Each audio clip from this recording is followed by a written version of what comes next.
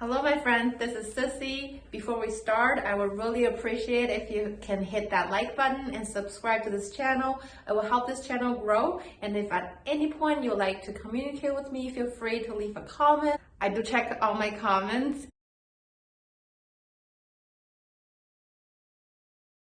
Today's topic is inspired by this book I've been reading, which is called How to Succeed with Men by David Copeland and Ron Lewis. They have another bestseller book called How to Succeed with Women. I happen to read both of them.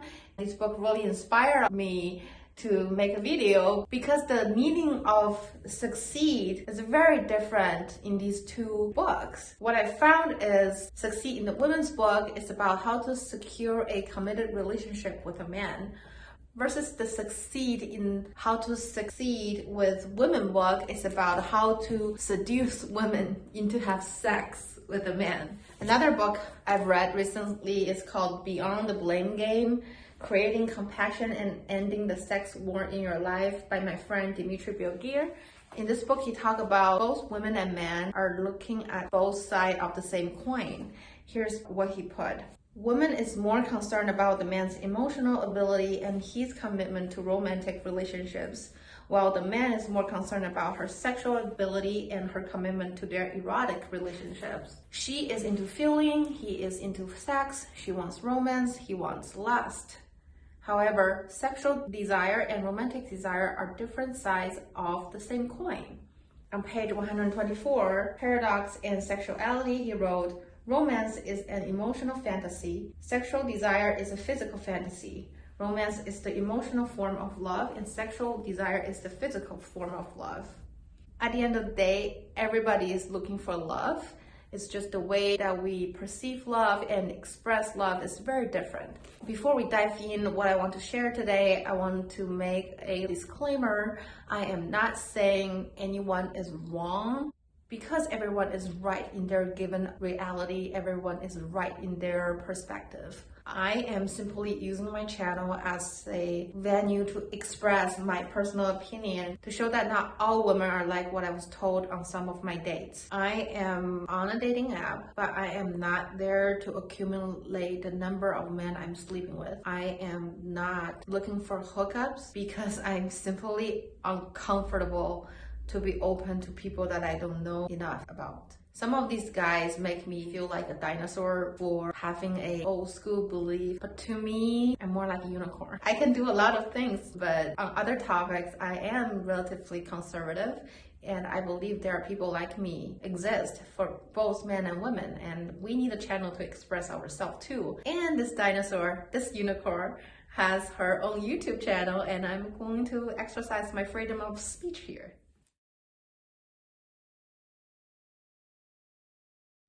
So the first thing I want to share today is a flow chart I made for myself from this 1 month's experience of meeting up with guys online and all these conversations. I think it might be helpful for people who are experiencing a similar experience with me. So let's dive into this flow chart. First of all, you match with someone on this app, you start texting each other. First and foremost, you want to know that if this person's real. At this point, I have a much better sense to identify skimmers. They usually have really beautiful professional photo shots. Some of them are model-like. If they still look real somehow, after you start talking to them within half an hour, they will ask for your phone number, especially WhatsApp. That's one way to identify them. Anyway, just as soon as you realize they're scammers, report them to the app, also block them on your phone. Now, you decide that this person's not a scammer, you start a conversation with this person. Before we go any further, I recommend that you know exactly what you're looking for. Are you looking for a more serious relationship or a hookup?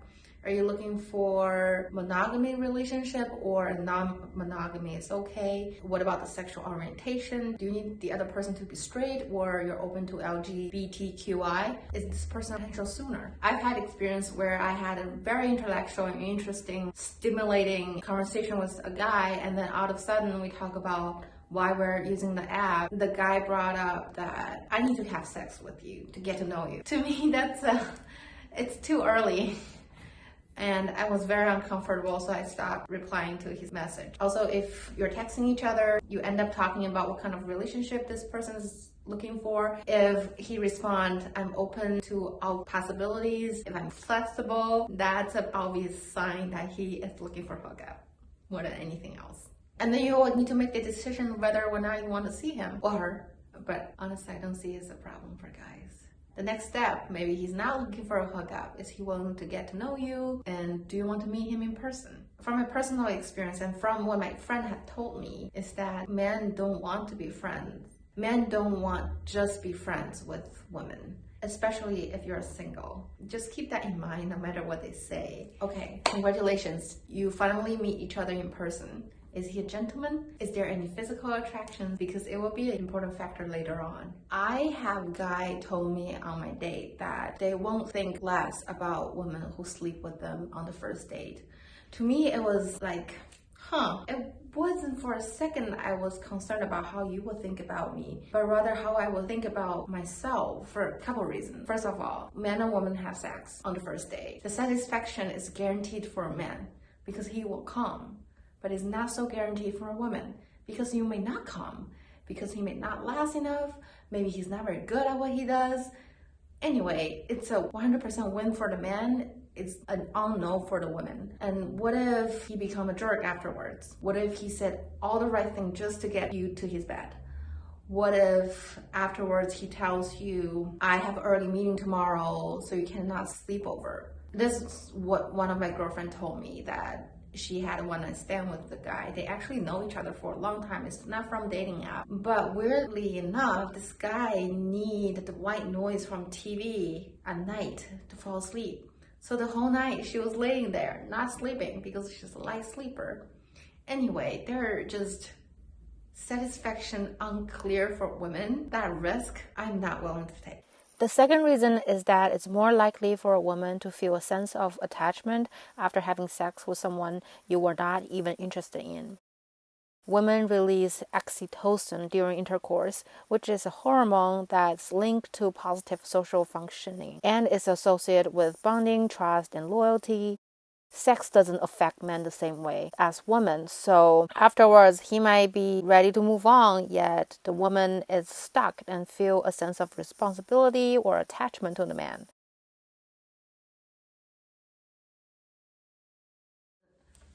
The opposite of being a gentleman is being primitive.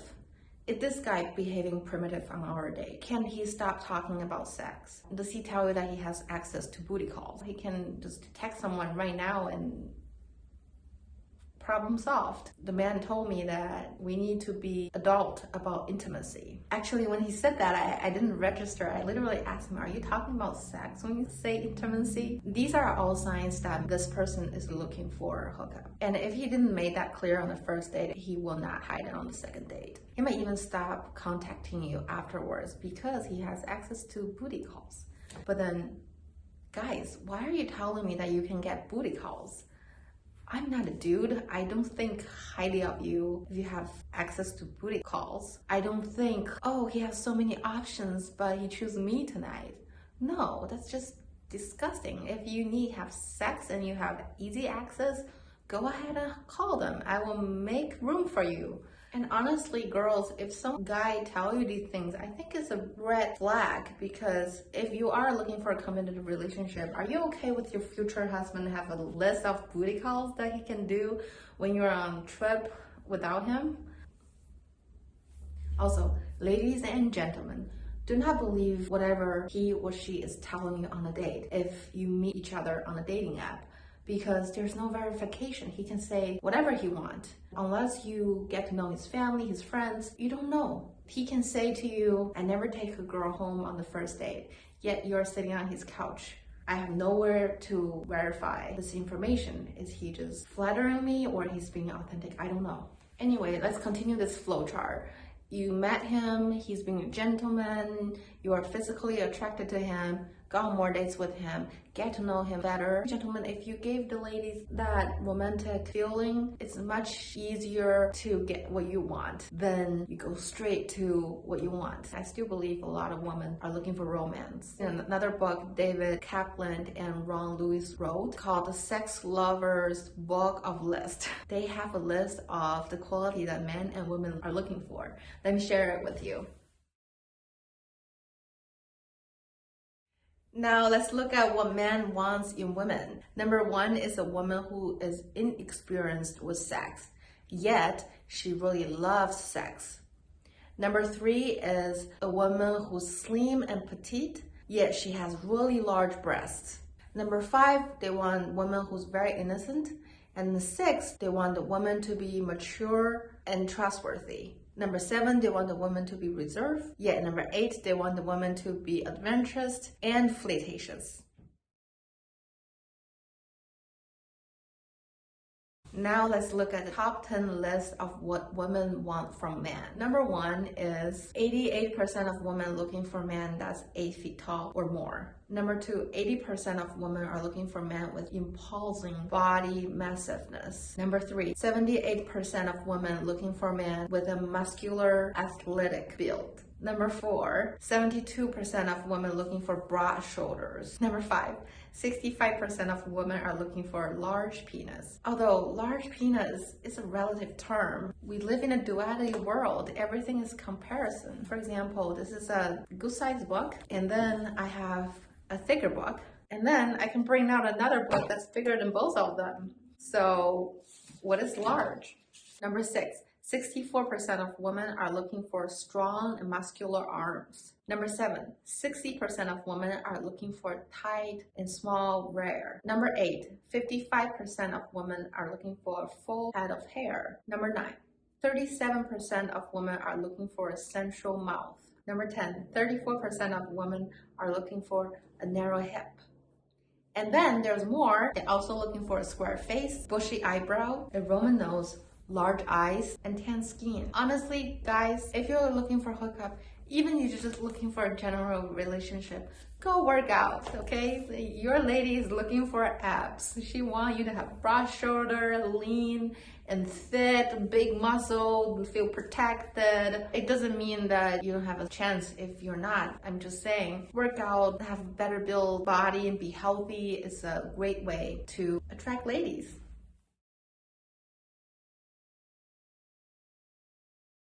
So now let's talk about what are some of the questions that you need to knock it off, whether during text message or during your initial dates. Some of the questions: how done are you with your ex? What kind of relationship you're looking for? Are you looking for a monogamy relationship? Do you want to get married on Monday?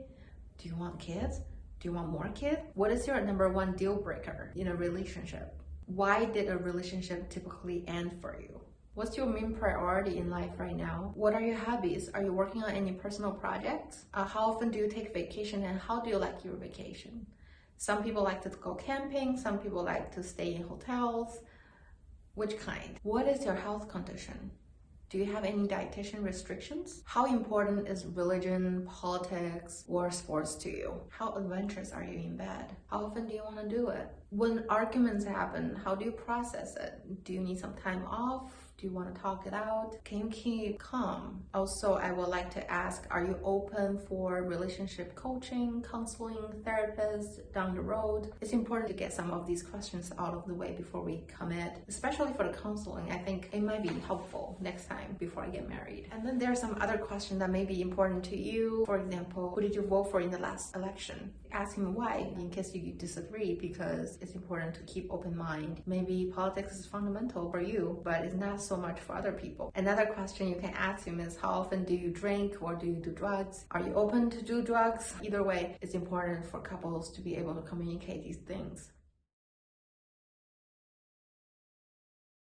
So now I want to talk about my advice. I will address it to men because that's the profile I look at. The first thing I mentioned before, if you're looking for any kind of intimacy relationship with women, it's better that you exercise, have some muscle, especially if you just want to have hookup or one night stand. If a really hot guy and the richest person in the world standing in front of me, personally, I would go with the more attractive one, because one night stand is not guaranteed satisfaction for the lady. I can't take away your money or your assets, but if you're hot, at least I can enjoy my view.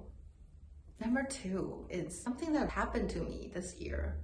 I thought it's really weird that guys complain about the size of their penis to me in both platonic and romantic relationship. To me, it's not so much the size of your penis that's important. I think the technique, how you approach during a sensual situation is much more important than the size. If man is healthy, they can even take supplement to solve these problems. But then ladies, why do you ever tell a man these things? You realize that you can do exercise such as getting a uni egg yourself and work on getting tighter. Men these days got enough blame for a lot of things. Don't attack them personally. If a woman feels offended when a man tells her she needs to lose weight, then she should not be telling a man that he has small penis. That's fair and square, and that's gender equality. Number 3, don't fall for potentials. If you do not like the way he is right now or the way she is right now, then move on or accept it. We can only control ourselves. We can only change ourselves. Do not put that expectation on other people, because a lot of times expectation leads to disappointment. Find someone that's on your level of conscious. There are plenty of fish in the sea. It may require some patience, but they're out there. Number 4, if you have gone on several dates, how did you like your dates? What did you do on these days? Are you always eating and drinking and talk about how to have sex? Is that how you want your future relationship to look like? Because to me, that's a little boring. It's not necessarily romantic. I met a guy on one of these apps. The first conversation we had, he was like, hey, are you into theater? And I was like, I really love theater. And then he asked me, would you like to come to Nutcracker with me? And that was an absolute yes. And I haven't even talked to him for that long. Just yeah, I would go. And then the first time I met this guy was at the local botanic garden. We went for a walk. I actually paid for the tickets. And then we walked by the lake. We watched the sunset. That is romantic. That is a date. If you want to control your experience on a date, be proactive. Make suggestions. These day and time, no one says the men have to pay for the date. Let me repeat what I said at the beginning of the video, is that ladies are looking for romance. So guys, if you give ladies that feeling, you may get what you want a lot faster than you think. Number 5, don't make dating the center of your life. Set boundaries. These dating apps can be quite disturbing if you're texting all day. So maybe don't check them during work hours and set your phone on do not disturb mode. Be productive. And also watch out how many guys or girls you're talking to at the same time. Don't confuse them. Don't let the situation grow out of hand, because it may cause stress. This whole dating thing should be adding value to your life, not taking out energy and creating stress. I hope you enjoyed the video. Please leave me a comment and let me know what you think. I would love to have this dialogue going. I will see you next time. Thank you.